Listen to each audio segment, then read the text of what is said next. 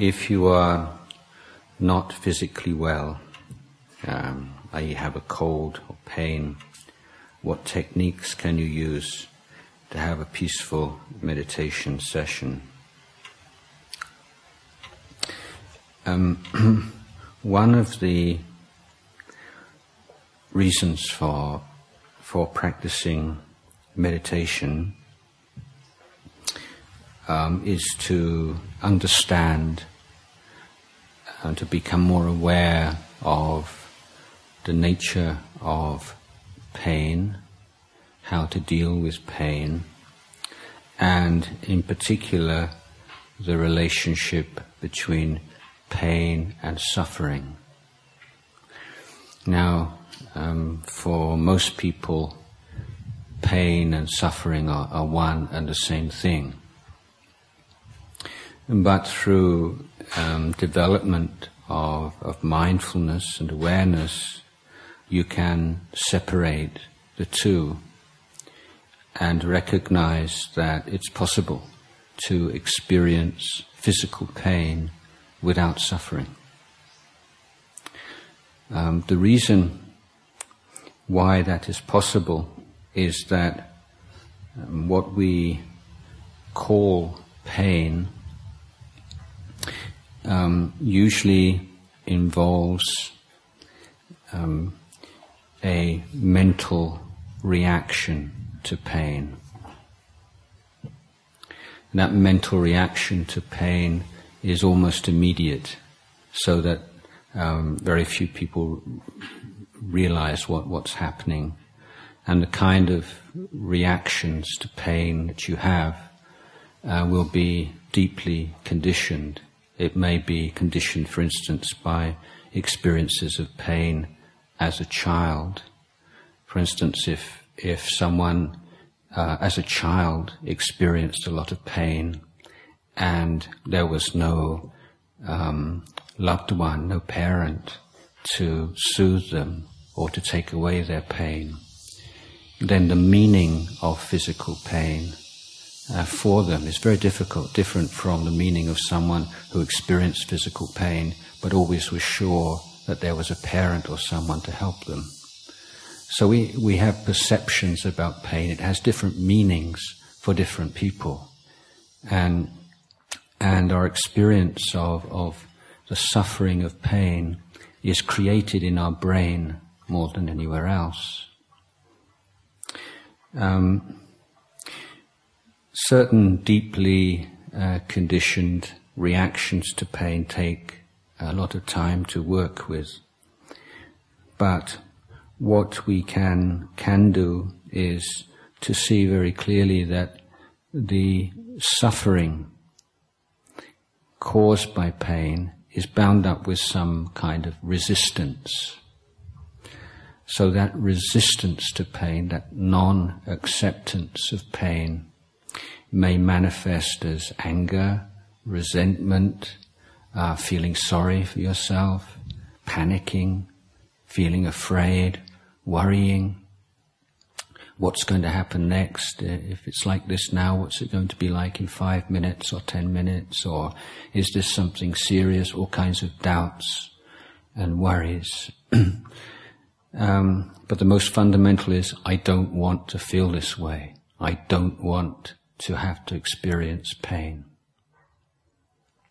So that all those mental reactions are things that are not inherent in the pain. They're not part of the pain itself. They're things that we add on to the pain. And with mindfulness, we can find skillful means of dealing with that. Now, there's a basic psychological principle underlying the various methods of dealing with pain, and that is that in any one moment, your mind can either be in a wholesome state or an unwholesome state. Wholesome and unwholesome are the translations for guson, akuson. So we can use a very simple replacement technique.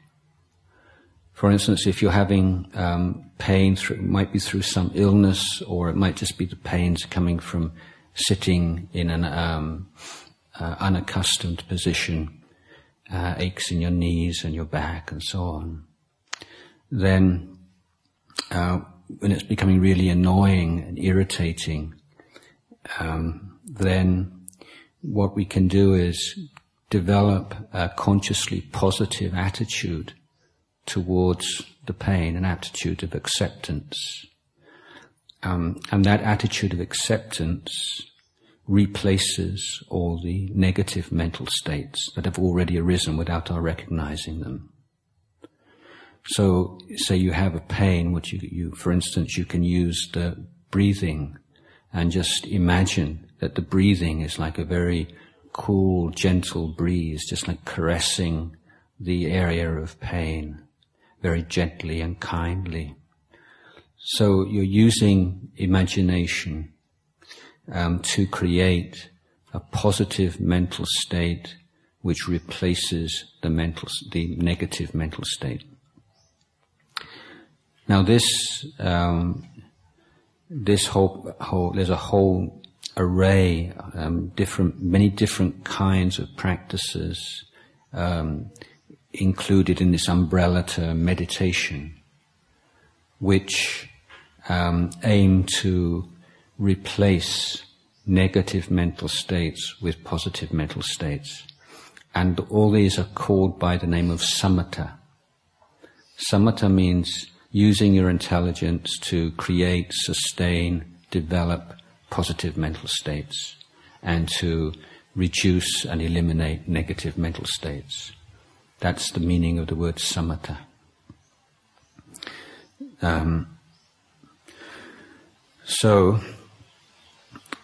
The developing feelings of loving kindness, or imagine the breath as a gentle caress on the area of pain. Two examples of skillful samatha practices. Sort of a Mahayana or some Bodhisattva practice might be consciously taking on the pain of all sentient beings, or if you had someone you love who's currently in a lot of pain, then imagining that you're taking that pain for them instead of them. So I'm not suggesting that you can actually do that, but it's a skillful means of changing your attitude towards the pain.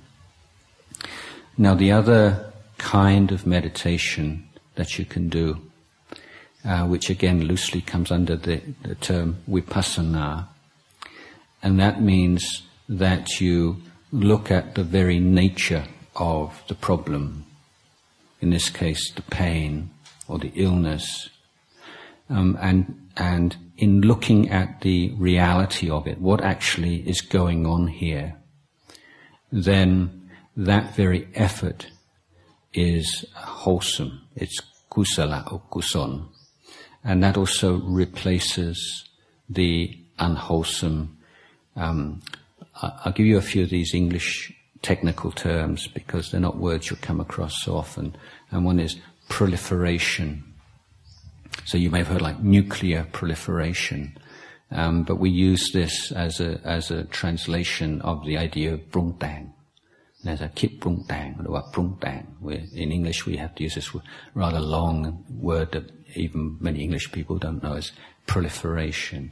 So instead of proliferating with thoughts of resentment and fear and anxiety, we replace it with the intention to investigate the nature of the pain. So there are, of course, three particular themes of this kind of meditation. One is to see the impermanence, and secondly is to see the dukkha, or the suffering, the painful aspect as pain. And the third is the anatta, or the selfless or ownerless nature of phenomena. In these three themes, most meditators will find one is kind of easier or really appeals to them more than the others, so you don't have to use all three, you can just use one. In the first case, anicca or impermanence is the easiest to understand, at least intellectually. It's the constant change. So if you have a pain in your knee, let's say, so you say, "Oh, my knee hurts," and so the vipassana or wisdom approach is to say, what is going on here? Where is the pain? What is the characteristic of the pain? What's the intensity of the pain? And so something that seems to be a very kind of solid block of pain, when you look at it very closely, you see that it's energy. It's basically energy. It's moving all the time. It's not in a fixed place. The characteristic of pain varies greatly. You can have shooting pains and pressing pains and all kinds of different pains, and the intensity of the pain is not stable either. So pain tends to come in waves, doesn't it? It reaches a peak and then it becomes reduced a little bit, and then it comes again, another wave. So we're looking, rather than seeing a pain as something to be feared or something to get away from, then we're looking at it and saying, what's going on here? What is this thing experientially, beyond language? What is this experience that we call pain? And we look at it in terms of, as I say, its location, its characteristics, its intensity. And so through that effort of facing up and looking at pain in that very precise kind of way, those kinds of fears and anxieties and resentments and so on have no place. They can't maintain themselves in your mind. So in the course of meditation, every meditator has physical pains of one kind and another, and these are not kind of enemies of meditation, but these are part of it, because meditation is not to find a technique to take you off into another world where you're sort of blissed out. It's not like a drug, but you're learning life skills and you're learning ways of looking and understanding your experience as a human being, free of theory and philosophy, and you're just looking what's going on here right now. And you're developing means of dealing with the problems that you experience internally, not just running away from unpleasantness or unpleasant mental states or painful physical states, but you're trying to learn from them and learn how to deal with them constructively. So if you learn these kinds of skills while you're sitting meditating or you're walking in meditation, in Jongkrom, walking meditation, those skills then you can apply in your daily life. And your attitude to pain will change.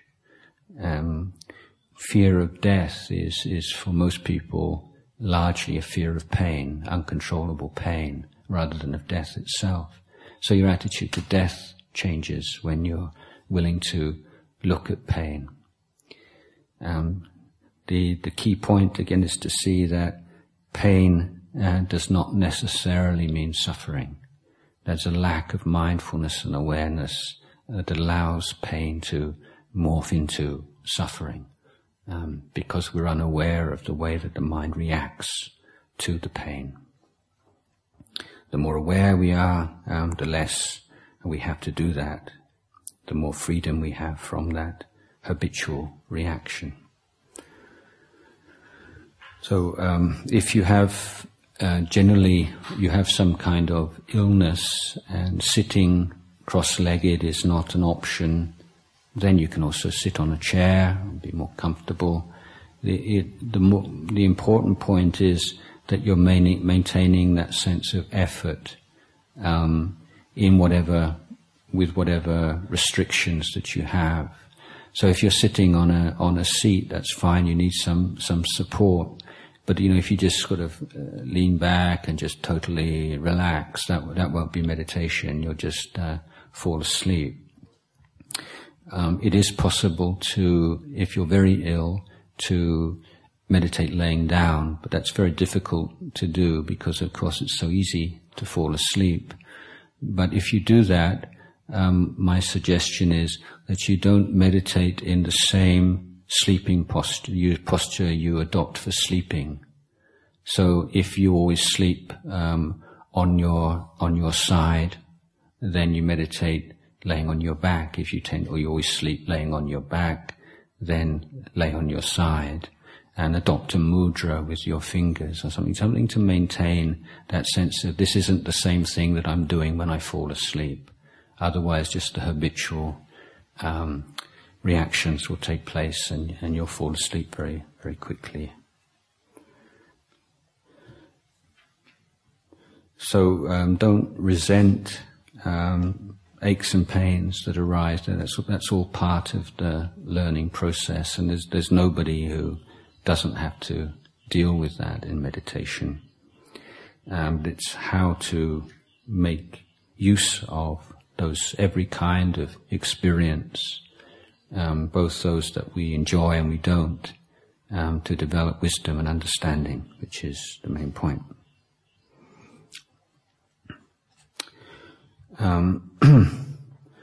There's a second question.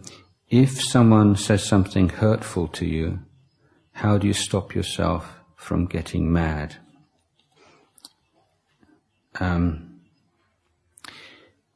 I spoke briefly yesterday about the path of practice as being like a holistic system, or one involving an education of your every aspect of your life, both your conduct, your speech, your emotions, your thinking, your attitudes.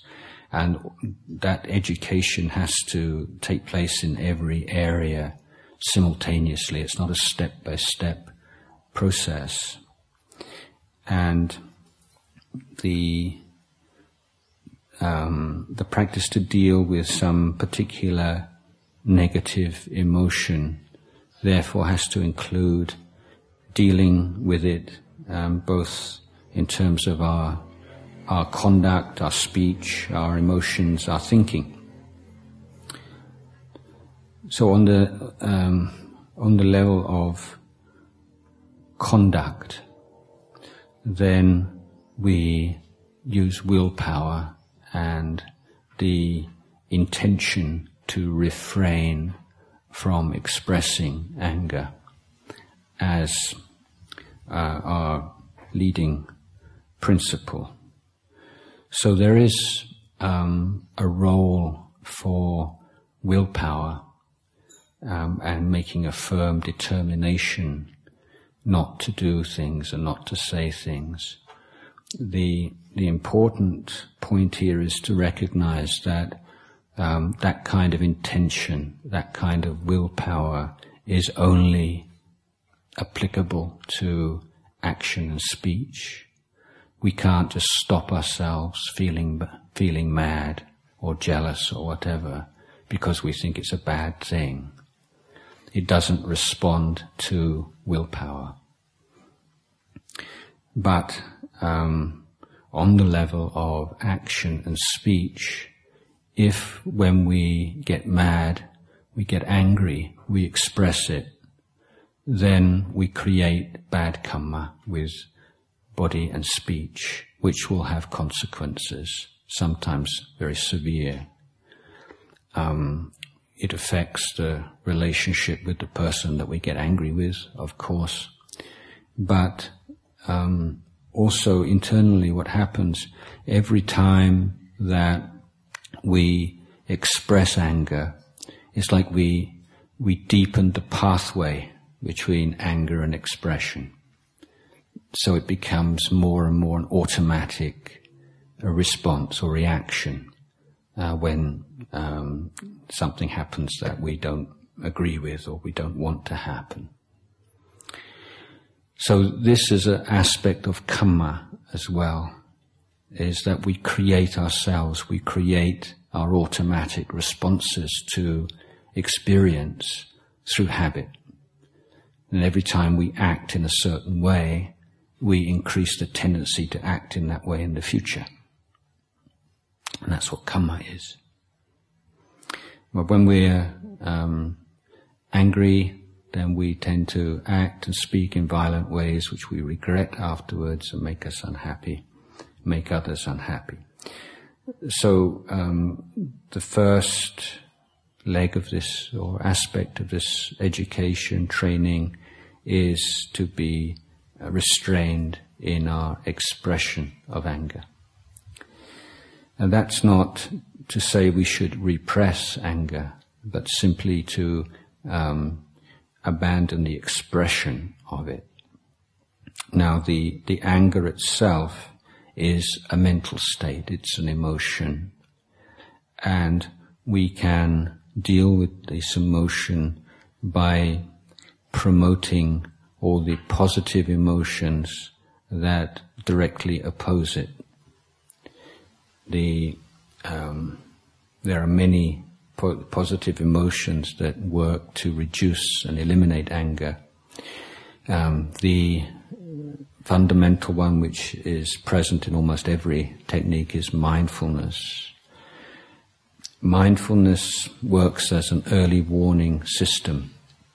Before you really lose it, before you lose your temper, before you get really angry, there are always certain indications, certain signs, physical signs, mental signs that you're starting to get angry.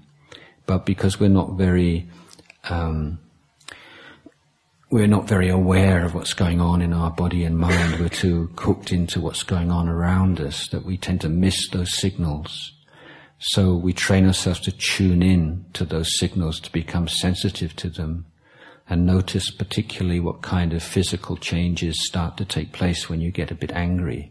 To focus your attention on that, you may find you're sort of gritting your teeth, or maybe there's some tension in your shoulders or your arms or in your tummy, or everyone has a slightly different kind of pattern of sensations and indications that you're starting to get angry. And this is what we call it's a nimitta. It's a nimit. It's a sign that anger is on the way. So if you have developed that kind of sensitivity, that's just as you're beginning to get angry, when the anger is still very weak, then you can deal with it very easily. You can let go of it very easily. Patience, being able to bear with things that we don't like without reacting to them blindly, is another factor which reduces the likelihood of getting angry. So there's a wonderful English translation of Khanti, Kwam Otthon, as peaceful coexistence with the unpleasant. So it's not just you're able to bear with, to be present to something unpleasant, but you can be peaceful with it.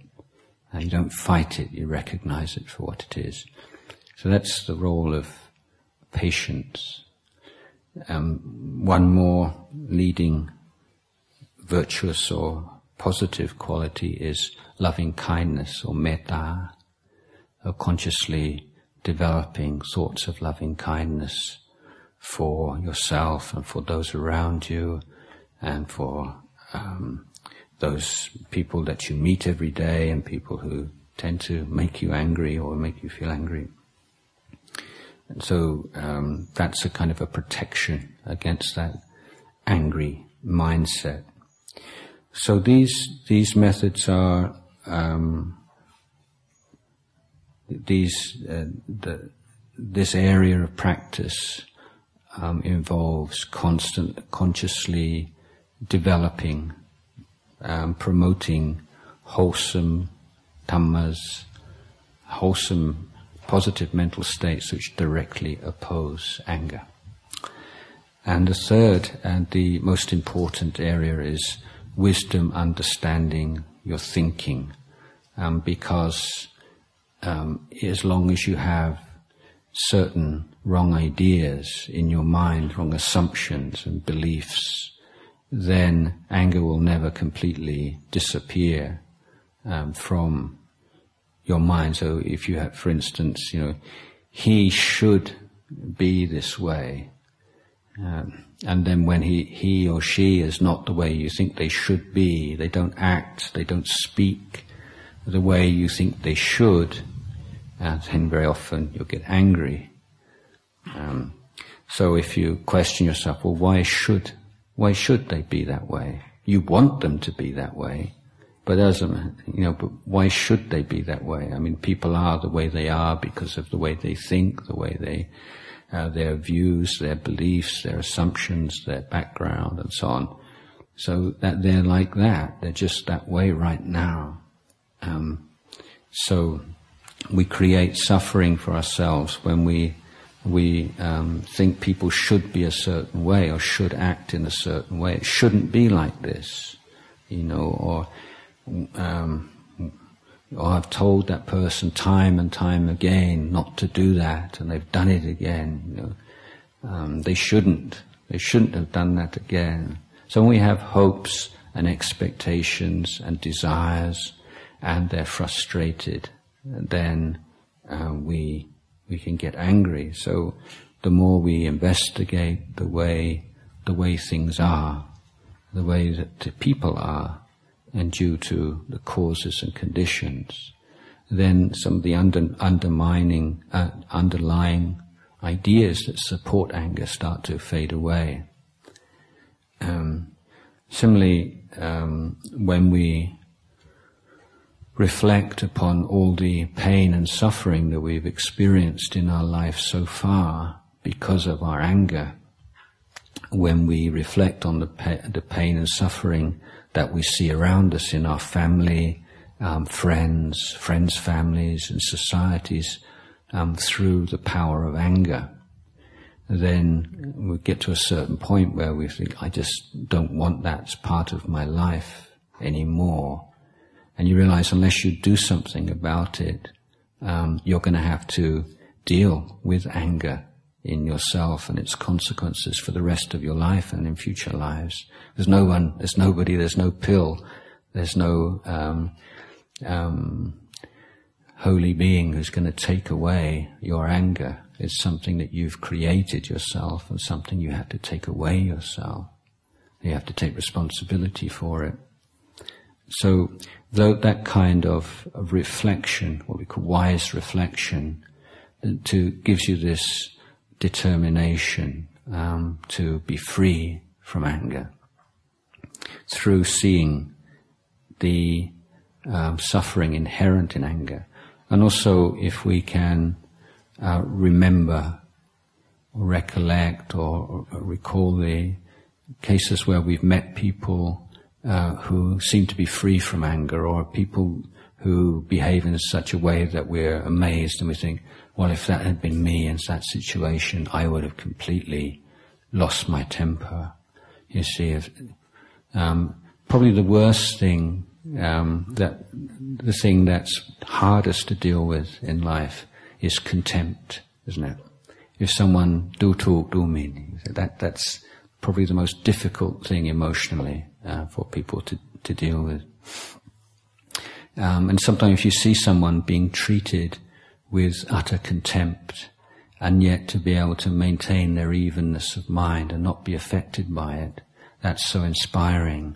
You see people that think you would think surely they would get angry in such a situation, and they don't. And you remember that, and you think how beautiful that is, how noble. And that gives you something to aspire to. So you're changing your thinking and your attitudes to anger by wise reflection and by looking at the way things are and the way that anger arises and the way that anger disappears. You say, well, is anger really who you are? Is it you? Is it truly part of you? So if you were to say yes, then the following question would be, okay, show me your anger. Get angry right now. Show me what it's like. You can't, can you? You can't just decide to be angry. But if anger was really something that belonged to you, your possession, surely you should be able to get angry on demand. But you can't. So as anger is a conditioned phenomena. It's not you, it's not who you are. But at the same time, it's something you have to take responsibility for. So when someone says something hurtful, then firstly you're being careful not to react and make the situation worse. If someone's saying something hurtful, there are two possibilities, aren't there? One, they want to hurt you, and secondly, they're just insensitive, and they just don't realize what they're saying. So if they're insensitive and they don't realize what they're saying, then why get angry with them? But if they intend to hurt you through their speech, well, if you get hurt by it, then you've lost, haven't you? You've made them happy. So, and if someone is deliberately trying to be hurtful, if you react in an angry way, that's going to please them more than anything else. They've got what they wanted. That's why they were hurtful to you in the first place. So, if you can recognize, oh, this person's wants to hurt me. Okay. Well, then you say, well, you could ask yourself, why does that person want to hurt you? There may be, they have some misunderstanding. They've heard from somebody else that you did or said something that you didn't really do. And so they're being hurtful under a misapprehension. In which case there's no reason to get angry, because you've believed words that people have said before and made mistakes, haven't you? But if someone is just really kind of mean and cruel and nasty, and they just like to hurt people, and there are people like that around sometimes, then reflecting on the law of karma, you say that person must have a really horrible world to live in, mental world to live in, if that person is following those impulses of cruelty and harshness and so on, and enjoys inflicting pain on others, then they're creating so much bad karma for themselves, and in future they're going to have to suffer so much. And if you can reflect upon that wisely, you can feel compassion for that person. When you really understand the law of karma, and you have that kind of confidence in it, then when you see people acting in those unskillful ways, you feel sorry for them, because you know that they one day, it might not be this week, this month, this year, or even this life, but they can't escape from the karma they're creating. So this is a way to also of looking and thinking about this in a way that is reducing the amount of anger. Of course, these are things that you have to be doing on a regular basis. But let's just say out of the blue, somebody comes and just starts abusing you and saying these really horrible things. My advice is, bring your attention to your body. When you hear something, what's happening right now in your body? Don't allow your mind to proliferate, to brung bang, and how dare they say that, that's so unfair, or who are they to tell all these kind of things. But bring your attention, what's happening in your body when somebody says something? Where do you feel it? Not what you think about what they're saying, but how do you feel it right now, in what part of your body? And if you can bring that awareness and mindfulness to your physical reaction and just be accepting and aware of that, then it becomes a form of energy in your body. And you can let go of it much more easily. So that's sort of a long answer to a couple of long answers to a couple of questions, but they're quite important questions, so I think it's okay. I have another English question here. According to the Buddha, one should, 1, not do evil, 2, do all good, 3, purify the mind. I was wondering if you could explain ways in which one could purify the mind. So the idea of purification of mind is an essential part of Buddhist tradition. Now, if we compare it with, say, some religious traditions that believe in original sin, so original sin means that your mind is naturally, inevitably impure. There's nothing that you can do about it. You can't take away that impurity. Through faith and so on, then you can ultimately transcend that. But you can't, no matter how much you were to shine a piece of coal, that piece of coal could never turn into a diamond. No matter how hard you try to polish coal, you can't polish coal and make it into diamond. So the underlying basic idea, Buddhism is the mind is something which can be purified, which means that there are impurities in the mind, but they're not part of the mind. They're sort of the essence of the mind. They are things which have entered the mind through various causes and conditions. And if we remove those causes and conditions, then they will disappear. So we stop feeding those impurities. And following on from what I said a few minutes ago, we find methods of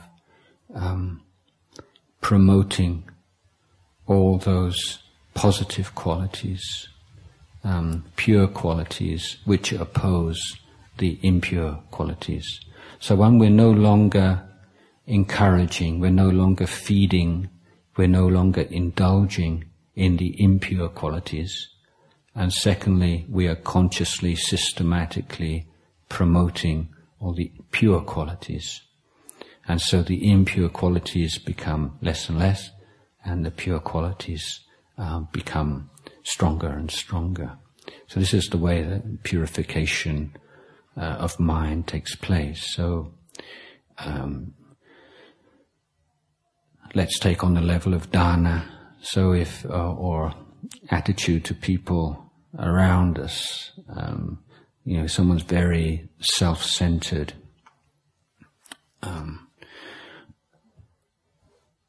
then what's in it for me?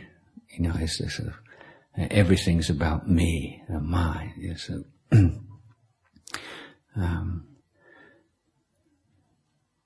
I heard about this couple who would see the doctor, and the husband was diagnosed as having cancer, and the wife said, "Why me?"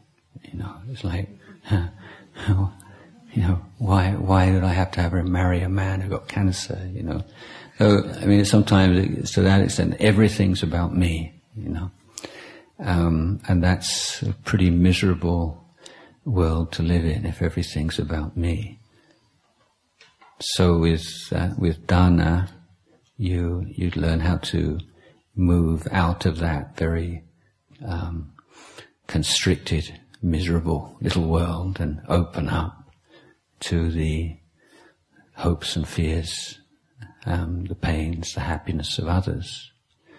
And you seek to contribute to the happiness of others and learn to find joy in it.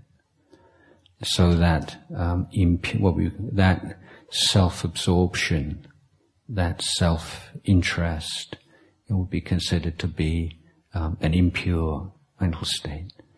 And that love and compassion and concern for the welfare of others is a pure mental state. So we try not to feed the selfish mental states and to promote and to nourish the pure mental state of love and compassion and concern for others. And that's one area of purification, and that goes through with all the different emotions. Another piece of logic or hitpon about negative emotions is that if they were like a fixed thing and a fixed part of us, then they would always appear in exactly the same way, given the same conditions. So if you have two chemicals and you mix them together, given the same conditions, the same amount of the same chemicals, you get the same reaction every time. But mentally that doesn't apply, does it? Sometimes somebody would say something hurtful to you, to use the example from just now, and you might be very hurt.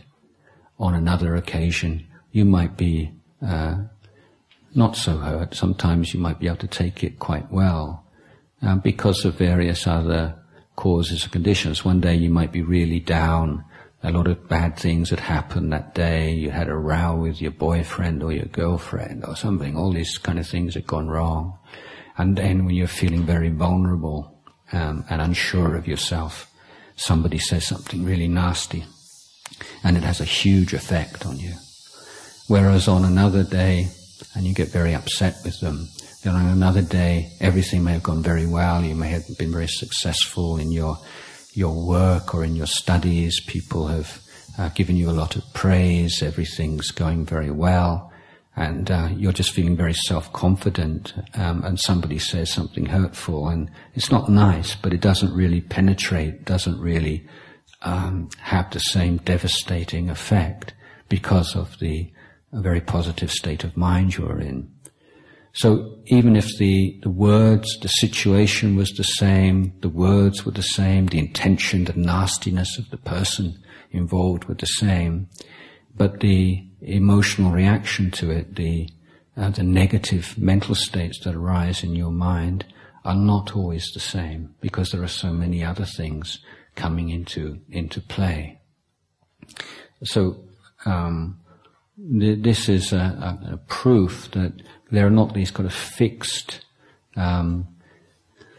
impurities in your mind, or things that you just have to put up with. That there's this very complex web and pattern of mental states that we can do something about. Okay, I'll leave these two Thai questions for the Thai session this afternoon. Got time for one more question if anyone would like to ask anything. Yeah. Can you speak in English? What are the differences between want and need? Between want and need. Yeah, well, it's interesting that we don't even have that clear distinction in Thai language or Pali language. So it is a matter of how you cut the cake and how you talk about desires.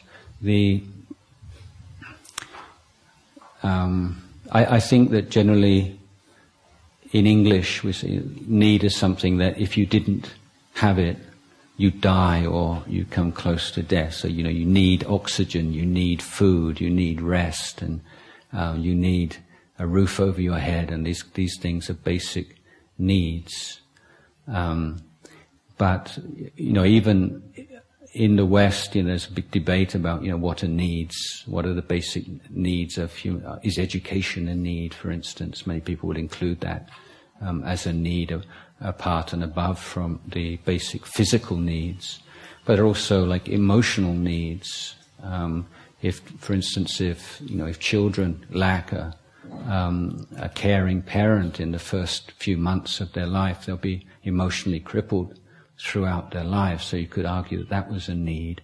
So it's a kind of not a clear concept. But in Thai or in the Pali and Buddhism, you see, we talk about two different kinds of desire. One desire we call tanha, or craving, and then the other is chanta, which we don't really have a good English version of, or translation, but we can say it's like a wise or intelligent desire. So often in the West, people will will tell you that Buddhism tells you shouldn't have any desires, you shouldn't have any wants. But in fact, the Buddha is saying that you try to eliminate the craving kind of desires, the selfish, ignorant, destructive desires, but you have to cultivate the positive desires, the intelligent desires. For instance, if you see somebody suffering in pain, you want to help them. Well, that's not a kilate, that's not a defilement or an impure mental state. That's a positive desire, and that's to be promoted and cultivated. So it's a recognition of these desires which are based upon ignorance and defilement and lead to suffering, and those which come from wisdom and understanding and lead to peace and wisdom. So how that relates to wants and needs, not quite sure. I think that it's possible to want something that you need and need something that you want, but you could also want something that you don't need and need something that you don't want. Yeah. So that's maybe one way of looking at it. Look at all the things that you want, and ask yourself, do you need them or not? And what does that mean? And ask yourself, what do you really need? And are you leading your life in such a way that you're finding your way towards all those things that you need? Because sometimes, or often, people spend so much time chasing the things they want that they actually overlook the things they need and put themselves in a position where they're not able to attain the things that they need, because they've been too deluded by the things that they want. So we're again returning to something I said yesterday. Buddhism is like a form of education. The things that you want right now are conditioned by all kinds of factors. You maybe want something because it's advertised on the television a lot, or because all your friends have it, or it's considered, fashionable or cool, but it's not something that you really need. It's a matter of sort of bringing that light of awareness and examining those things that you want, and you say, why do you want them? What for? What really is it? Why do people want a lot of money? Why do people want to be famous? What is the value? The pros and cons of being famous. Why is that so attractive to people? Why is fame such a wonderful? Why are we so obsessed with celebrity? What's that all about? So, these are things that are very much part of our culture now. But as Buddhists, we need to step back and look at these things very closely. What's going on here? Do we want these things for ourselves? Why? What is it that lies behind them? What do they signify for us? If you have a very low opinion of yourself, and you think that there's nothing about you that's interesting, and you think, well, if you have a lot of money or you're famous, then people would be interested in you, and somehow your life would have more meaning and substance. But is that the case? So, wants and needs. Yeah, it's when translating Thai into English. If you like the word tongkan, how do you translate tongkan? Is it like want or need? And often it depends on the context, the particular meaning. Because sometimes we use tongkan to mean need, and sometimes we use it for want. So it's a little bit unclear. Okay, we have a meditation session before lunch, so please.